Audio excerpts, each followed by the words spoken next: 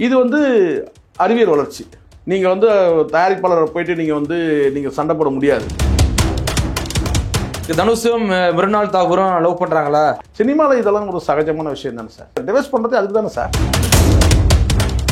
ஒரே கார்லேயே வருங்கால கணவனோட விவாகரத்து வாங்கின நடிகைகள்லாம் இருக்காங்க.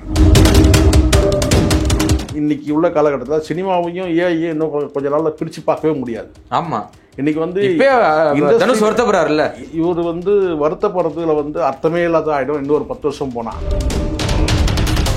புதிய சிந்தனை நேயர்களுக்கு வணக்கம். இன்றைய சிறப்பு நேர்காணலில் நம்முடைய இருந்திருக்கும் சிறப்பு விருந்தினர் மூத்த பத்திரிகையாளர் திரு சேகவர ஜெய்சங்கர் அவர்கள். சார் வணக்கம். வணக்கம் சார். தனுஷ் அவர்கள் கிட்டத்தட்ட 2012 நினைக்கிறேன் சார். 2012 ராஞ்சனான்னு ஒரு படம் தமிழ்ல அம்பிகாபதினு பேர் மாற்றம் பண்ணி வந்துச்சு. கிட்டத்தட்ட இத்தனை ஆண்டுகளுக்கு பிறகு இப்போ ஏஐ தொழில்நுட்பம் வந்ததுக்கு பிறகு அந்த படத்தோட கிளைமேக்ஸை ஏஐ தொழில்நுட்பத்தில் மாற்றிருக்காங்க. ரொம்ப வலிக்குது அப்படின்னு சொல்லி தனுஷ் அவர்கள் இன்னைக்கு விமர்சனம் வச்சிருக்காரு. எப்படி சார் பார்க்குறீங்க? இது ஒரு பக்கம் அறிவியல் வளர்ச்சி சார். இது ஒரு பக்கம் நம்ம அதை தடுக்கவே முடியாது. இன்றைக்கி இருக்கிற நம்மக்கிட்ட இருக்கிற இந்த யூடியூப், நீங்களும் நானும் இன்றைக்கி உட்காந்துருக்கோம்னா யூடியூப்பில் தான் நம்ம உட்கார முடியாது. ஆமாம். ஸோ அறிவியல் வளர்ச்சியை தடுக்கவே முடியாது. இப்போது ஓடிடி பிளாட்ஃபார்ம் வந்த பிறகு நிறைய வெப்சீரிஸ்லாம் வந்துடுச்சு.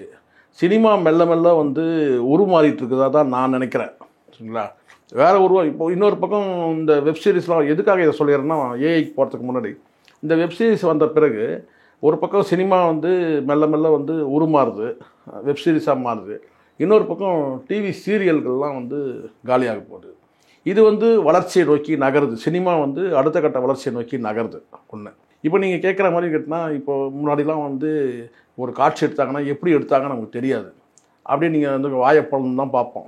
இப்போ பார்த்திங்கன்னா க்ரீன் மேட்னு ஒரு டெக்னாலஜி இருக்குது. ஸோ க்ரீன் மேட் எடுக்கும்போது கேட்டால் பல ஹாலிவுட் பிக்சர்ஸ் எல்லாம் நம்ம பார்த்து வாயப்பொழுதுமே அது இப்படி தான் எடுத்துருக்குறாங்களான்ற மாதிரி ஒரு பார்வை நமக்கு வருது. ஸோ இதெல்லாம் அறிவியல் முன்னோட்டம் சார். வேகமாக ஓடிட்டு இருக்குது. இதை ஏஐ நீங்கள் மறுக்கவே முடியாது.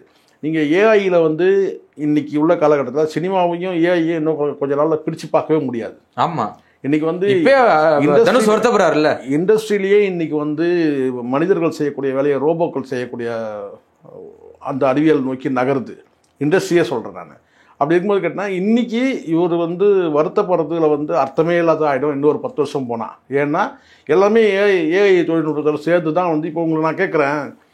இப்போ ஒரு ஸ்டண்ட் ஆக்டர் இறந்து போயிட்டார். ஆமாம். அவர் ஃபைட் மாஸ்டர் ஒரு 10 வருஷம் கொடுக்கலாம், 20 வருஷம் கொடுக்கலாம்.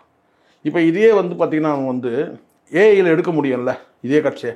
நமக்கு தேவை இங்கே அந்த ஒரிஜினாலிட்டி வராதுல்ல சார். ஒரிஜினாலிட்டி வராது. ஆனால் அடுத்தடுத்த டெக்னாலஜியில் அது அந்த ஒரிஜினாலிட்டி நம்ம ரசிக்க ஆரம்பிச்சிடும் சார். இப்போ அதுதான் நான் சொல்கிறேன்ல, தெரியாத வரைக்கும் தான் உங்களுக்கு ஏஐ, சொன்னால் தான் உங்களுக்கு ஏஐ. இப்போ இது நமக்கு இப்போ க்ரீன் மேட் போடுறது நமக்கு தெரியலன்னு வச்சுக்கலேன். நம்ம என்ன நினைப்போம்? இப்போ கிளிஃபேங்கர்னு ஒரு படம் சார், பெரிய மலையில் ஹாலிவுட் பிக்சர் நான் சொல்கிறேன். 2 பேர் ஆடிட்டே இருப்பாங்க. அது ஆடிட்டே இருக்காங்கன்னா அந்த பெல்ட் அறந்துடும். படம் பேர் கிளிஃபேங்கர். அது நான் சொல்ல 20 வருஷத்துக்கு முன்னாடி.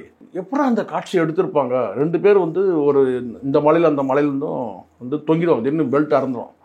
இது எப்படி எடுத்திருப்பாங்கன்னு பிரமிச்ச காலம் இருக்குது. 20 நான் சொல்கிறது 30 வருஷத்துக்கு முன்னாடி. இப்போ தான் தெரியுது என்னன்னு கேட்டால் அந்த க்ரீன் மேட்னு ஒன்று இருக்குது அப்படின்றது இப்போ நம்ம தெரிஞ்சுக்கிறோம். ஆமாம். அப்போ ப்ளூ மேட் நினைக்கிறேன். அப்போ நமக்கு அந்த காலத்தில் உள்ள டெக்னாலஜி நமக்கு தெரியாதனால நம்ம அப்படியே வாயை பொழுந்தோம். இப்போ எப்படி இப்படிலாம் எடுக்க முடியும்னு சொல்லி இன்றைக்கும் நம்ம பார்க்குறோம். அது அவதாராக இருக்கட்டும் அல்லது இப்போ லேட்டஸ்ட்டாக வரக்கூடிய ஹாலிவுட் பிக்சர்ஸ் எல்லாமே நம்ம கேட்டால் நம்ம பிரமிக்கிற அளவுக்கு தான் இருக்குது. அந்த பிரமிப்பு இப்போ என்னன்னு கேட்டால் ரசிச்சுட்டு நம்ம போகிறோம். ஆச்சரியப்படுற அளவுக்கு நம்ம போகல அடுத்த கட்டம் போல் இந்த காட்சி. ஏன்னா நமக்கு அடுத்த உடனே மைண்டில் ஓடுது, இந்த காட்சி இப்படி தான் எடுத்திருப்பாங்க அப்படின்னு சொல்லிட்டு. இதெல்லாம் டெக்னாலஜியோட இம்ப்ரூவ்மெண்ட் சார். உழைப்பு தானே சார், உழைப்பு. ஆனால் என்னன்னா ஏற்கனவே எடுத்த படத்தை அதை இவங்க ஏஐல இவங்க மீண்டும் அதை கிளைமேக்ஸ் மாற்றி ரீமேக் பண்ணுறது, அந்த இடத்த கொஞ்சம் வருத்தப்பட வேண்டிய விஷயம்தான். இது அறிவியல் வளர்ச்சி. நீங்கள் தயாரிப்பாளரை போயிட்டு நீங்கள் சண்டை போட முடியாது. ப்ரொடியூசர் முடிவு பண்ண முடியும். நீங்கள் போயிட்டு நீங்கள் இப்போ நான் கேட்குறேன், இப்போ இவர் ப்ரொடியூசர் ஒரே ஒரு காட்சி எடுத்தாங்க, யார் நயன்தாரா எடுத்தாங்க. இவருக்கு அந்த கோபம் வந்தது தானே. ஆமாம், இவருடைய பாட்டை பயன்படுத்துகிறாங்க. அது மாதிரி அவங்க ப்ரொடியூசர் அவங்க முடிவு பண்ணுறாங்க சார். இங்கே என்ன செய்ய முடியும்? இதெல்லாம் வளர்ச்சி தான். யாரையும் ஒன்றும் சொல்ல முடியாது. இளையராஜா வந்து நான் தான் வந்து இந்த பாட்டை வந்து நான் தான் படைச்சேன், எனக்கு தான் உரிமை இருக்குன்றாரு. இன்னொரு குரூப் என்ன சொல்லுது, அது தான் நீ தயாரிப்பாளர்கிட்ட வித்துட்டியே அப்படின்னு சொல்லுது. அந்த பிரச்சனை இன்னும் கோர்ட்டில் ஓடிட்டு தான் இருக்குது, இன்னும் முடியல. இங்கே எல்லாருமே வந்து பார்த்தீங்கன்னா அவங்க இங்கே வந்து நியாயம் தேடக்கூடியவங்க எல்லாருமே அவங்க பக்கம் வந்து சில பாயிண்ட்டுகள் வச்சுக்கிறாங்க. யாரெல்லாம் நியாயம் தேடுறாங்களோ அவங்க அத்தனை பேருமே அவங்க சைடில் சில பாயிண்ட்டுகள் வச்சுக்கிட்டு தான் தேடுறாங்க. இதை நம்ம என்ன சொல்ல முடியும்? இவரை பொறுத்த வரைக்கும் கேட்டால் இவர் கேட்க வருத்தப்படுறது வேணா சொல்லலாம், நான் வருத்தம் தானே பட்டேன், கோவப்படல, வருத்தப்பட்டது. ஏன்னா அந்த படத்தில் அவர் வந்து உயிரோட்டமாக நடித்ததை அவங்க வந்து ஏஐயில் வந்து ரீமேக் பண்ணுறாங்கன்னா அது வந்து அவருக்கு கொஞ்சம் வலிக்க செய்யும். நாம் வந்து நேரடியாக நடித்ததை வந்து அவங்க எப்படி இந்த மாதிரி ஏஐ வந்து பயன்படுத்துகிறாங்க அது வருத்தம். ஆனால் இது வந்து அறிவியல் வளர்ச்சி, இது ஒன்றுமே செய். இப்போ நான் கேட்குறேன், இதே வந்து கோச்சடையான் வந்து பார்த்தீங்கன்னா வந்து அனிமேஷனில் ரெடி பண்ணாங்க சார், அது நடக்கலை, அது கிளிக் ஆகலை. ஒருவேளை கிளிக் ஆகிருந்துன்னு வச்சுக்கோங்களேன். ஆமாம், ரஜினிகாந்த் அவர்கள் வந்து இன்னைக்கு வந்து அவர் வீட்டிலே இருக்கலாம், இவர் நடிக்கணும்னு அவசியம். அந்த அதே மாதிரி படங்கள் அனிமேஷன்லேயே வந்து படங்கள் நிறைய வந்து இருக்கும். வேர்ல்டு லெவலில் வந்து அது வந்து விற்கிற அளவுக்கு வந்து வேர்ல்டு லெவலில் பெரிய மார்க்கெட்டிங் ஆகிருக்கும். அப்போ ரஜினிகாந்த் நடிக்கவே தேவை. ரஜினிகாந்த் 100 வருஷம் இல்லை 200 வருஷம் நடக்கிறோம் அவருக்கு உயிர் இருக்குது. ஏன்னா அனிமேஷனில் படங்கள் வந்துக்கிட்டே இருக்கும். அப்படி தான் அது வந்து பண்ணாங்க. ஆனால் அது வந்து கிளிக் ஆகலை. ஆனால் இப்போ சமீபத்தில் தனுஷ் மேலே ஏகப்பட்ட விமர்சனங்கள் வந்துகிட்டே இருக்குது சார். இப்போ அதாவது ஆல்ரெடி கல்யாணம் ஆகி 2 குழந்தைகள், டிவோர்ஸ் போயிருக்கு, அதுக்கப்புறம் திரும்ப ஒன்று சேர்ந்துட்டான்னு சொல்கிறாங்க. இப்போ வந்து பார்த்தீங்கன்னா இன்னொரு பெண்ணு கூட, இன்னொரு கதாநாயகி கூட இப்போ காதலில் இருக்காங்க அப்படின்னு சொல்கிறாங்க. அந்த சீதாராமம் படத்தோட கதாநாயகி கூட இன்னைக்கு லிவிங் டுகெதரில் இருக்காங்க அப்படின்னு சொல்கிறாங்க சார். உண்மை தானே அப்படி சார்? இல்லை, இது ஒரு விஷயம் நம்ம வந்து அவங்களுக்குள்ள டிக்ளேர் ஆகாமல் நம்ம எதுவும் சொல்ல முடியாது. இல்லை, டிவோர்ஸ் ஆகிட்டாலே டிவோர்ஸ் பண்ணுறது அதுக்கு தானே சார். இப்போ டிவோர்ஸ் பண்ணுறது 2 காரணம் சார். ஒன்று ஒத்து போகலன்னா பண்ணுவாங்க, இன்னொன்று வந்து இன்னொரு லைன் எடுத்துட்டாங்கன்னு வச்சுக்கோங்க. இன்னொரு லைன்னா நான் இன்னொருத்தர் வந்து கல்யாணம் இன்னொரு உறவு கிடச்சிருச்சுன்னா இதை இருக்கிற ஒரு உறவை காட்டி விடணும். அதுதானே பண்ணுறது. 2 விஷயம் தானே பண்ணுறது.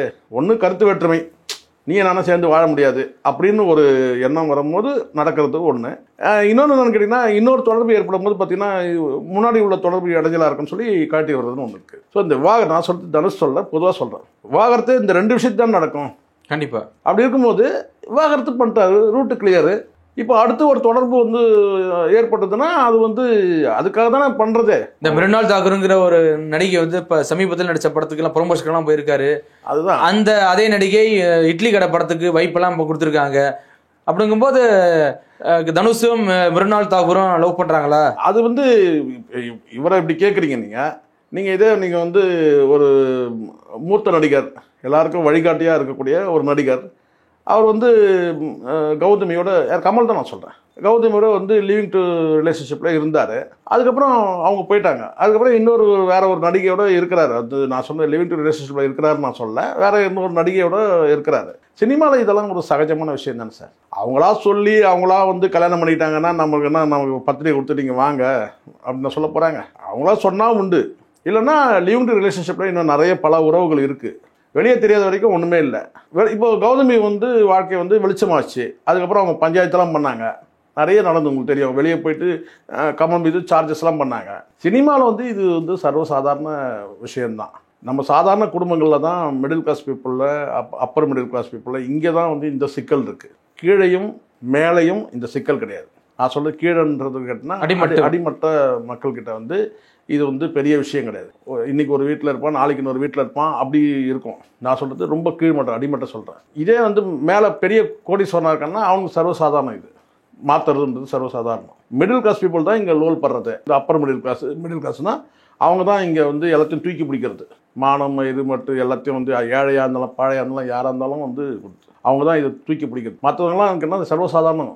சினிமா ஃபீல்டில் சம்மந்தமே இல்லை. ஆமாம், ஈஸியாக டிவோர்ஸ் நடக்குது, ஈஸியாக அடுத்த ஒரு நீ உள்ள வருது. நானும் சொல்கிறேன், டிவோர்ஸ் பண்ணுறதே இதுக்கு தானே, வேற என்ன இருக்குது? டிவோர்ஸ் பண்ணுறதே எதுக்கு? மிடில் கிளாஸ் பீப்புள் வந்து வாழ்வோ சாவோ, இவன் வந்து கல்லோ மண்ணோ புல்லோ, புருஷன் வந்துட்டான் இல்லை மனைவின்னு வந்து அப்படி வாழ்ந்து கடந்து தள்ளிட்டு போயிடுவான். ஆனால் இவங்களுக்கு வந்து அப்படி கிடையாது. சலிப்பு ஏற்பட்டுச்சுன்னு சொன்னால் வந்து அதே சமயத்தில் இன்னொருத்தர் ரெடியாக இருக்கிறாங்கன்னா அப்போ கழட்டி விடலாம். அதான் சொல்கிறாங்களே, 2 பேரும் சேர்ந்து போனவங்களாம் இருக்காங்க சார் விவாகரத்துக்கு. ஒரே காரில் போன சரித்திரம்லாம் இருக்குது. இப்போ லேட்டஸ்ட் புரட்சிலாம் பண்ணாங்களே, உங்களுக்கு தெரியும் நினைக்கிறேன். ஆமாம், ஒரே கார்லேயே புருஷன் பொண்டாட்டி 2 பேருமே ஒன்றா ஒரே காரில் போயிட்டு டிவோர்ஸ் கேட்டவங்களாம் இருக்காங்க. இந்த மாதிரி ஒரு டீசெண்டான டிவோர்ஸ்லாம் நீங்கள் வந்து பார்க்க முடியுமா? ஸோ அதனால் அப்போ என்னென்னா இன்னொருத்தர் வந்து ரெடியாக இருக்கு. ஒரே கார்லேயே வந்து வருங்கால கணவனோட வந்து விவாகரத்து வாங்கின நடிகைகள்லாம் இருக்காங்க. ஓ, வருங்கால அவன் எதிர்கால கணவர் கூட. ஆமாம், அந்த கணவர் வந்து பார்த்தீங்கன்னா எந்த கணவர்கிட்ட விவாகரத்துக்காரலாம் அவன் வேற ஒரு பொண்ணோட வருவான், வேற ஒரு நடிகையோடய இல்லை வேற ஒரு பெண்ணோட வருவான்னு வச்சுக்கலாம். அந்த நடிகை வந்து பார்த்தீங்கன்னா வந்து ஏற்கனவே டைவர்ஸ் ஆகிருக்கும். நான் சொல்கிறது உங்களுக்கு புரியுதா? புரியுது. இவன் வந்து டிவோர்ஸ்க்காக போகிறான், வேற ஒரு பொண்ணு அடுத்த வருங்கால மனைவியோட போகிறான். டிவோர்ஸ் ஆயிடுச்சுன்னா வந்து எதுக்காக அப்படி போகிறான்னு கேட்டால் வந்து சீக்கிரமாக கிடைக்கணுன்ற நோக்கம் இவனுக்கு. அப்போ ஜட்ஜு வக்கீல் பார்ப்பார்ல, வக்கீல் பார்த்துன்னு கேட்டால் சார் வந்து இவங்க தான் சார் நான் அடுத்தது மேரேஜ் பண்ணி போகிறேன், இன்னும் கொஞ்சம் சீக்கிரமாக கேஸை முடிங்க சார் அப்படின்னு. எப்படி இருந்தாலும் 6 மாதம். ஸோ அந்த மாதிரிலாம் வந்து இதெல்லாம் வந்து சினிமாவில் தான் வந்து சாத்தியமாகும். மற்ற வாழ்க்கையில் அந்த மாதிரி நடக்கிறதுக்கான வாய்ப்பு இல்லை. இங்கே ரொம்ப கஷ்டப்படுறதே கேட்டால் இந்த விவாகரத்து வேணும்னா கூட இந்த மிடில் கிளாஸ் பீப்புள் தான் ரொம்ப கஷ்டப்படுறாங்க. இந்த விவாகரத்து வாங்குறது கூட சொல்லிட்டு அவ்வளோ லேஸில் கிடைக்கிறதும் கிடையாது. அவன் வந்து ஜீவனாம்சம் கொடுக்கறது கிடையாது. அது ஜீவனாம்சத்துக்கு மறுபடியும் அதுக்கு ஒரு மனு கொடுத்து போட்டு கஷ்டப்படுறது மிடில் கிளாஸ் பீப்புள் தான். வந்து விவாகரத்து வேணும்னா கூட மிடில் கிளாஸ் பீப்புள் தான் ரொம்ப கஷ்டப்படுறாங்க. கண்டிப்பாக சார். பொறுத்து பார்ப்போம் என்ன நடக்குது. மிக்க நன்றி சார். நன்றி சார்.